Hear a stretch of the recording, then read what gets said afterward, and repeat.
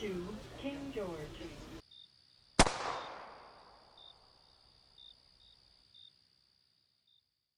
Hi, my name is Gabby, and I am the director. I think what really drew me into the story was probably the idea of processing grief as like a teenager, but also paired with like mystery and thriller, because that's something that like really excites me. So it's like not favorite topics, but things that I enjoy talking about and like reading like paired together. And 3, 2, 1, action. My name is Andrew, and I am the cinematographer for the film, as well as the editor and colorist.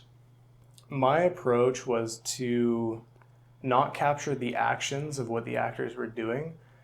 It was to mainly get the emotions behind what was going on throughout the film, so that it doesn't feel like the audience is watching the film. It's more like they're there with the main character. That looks so peak. Holy crap. The subway scene for the SkyTrain was probably the harder one, because it's in public and there's lots of people, especially the one where the guy kept waving at the camera. That was a little annoying, especially because that shot was very nice.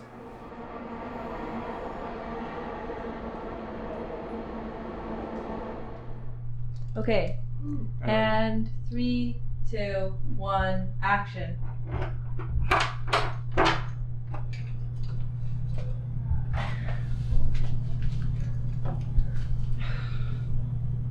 I'm Ashlyn, and I play Hazel. I think what I'd like people to have a good understanding of is the fact that grief kind of can take over a person in the sense that they lose their identity, and I think that's what happens with Hazel. Is she's so overcome with the loss of her mother that she doesn't really know how to handle it, and so she doesn't really have a healthy outlet. And I think that it's important for people to be able to look to others and find ways to sort of connect with people so that they don't become so overwhelmed in the way that Hazel does.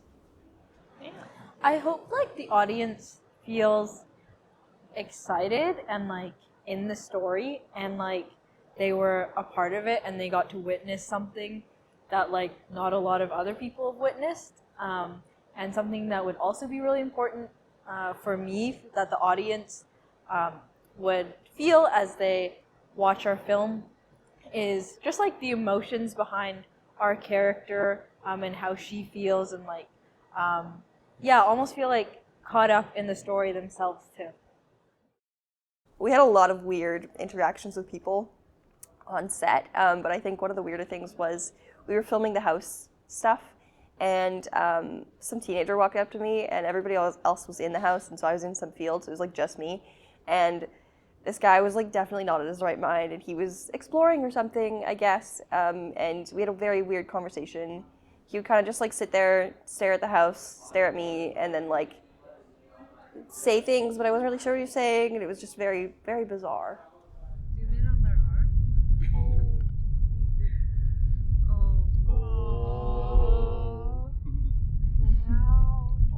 arm. The double hand. The weirdest thing that happened offset was either one of our characters getting asked out while we were filming, that, or going to Hot Pot for lunch and then witnessing the waiter look at my brother who was asking for a fork for Andrew, and just seeing his reaction. That was like really funny, and like just like a moment that I really appreciated, because it was like fun and light, and it was just like less serious, and we could like also enjoy ourselves and have fun while we filmed. Oh yeah, I can't use chopsticks for noodles, but I can use it for everything else.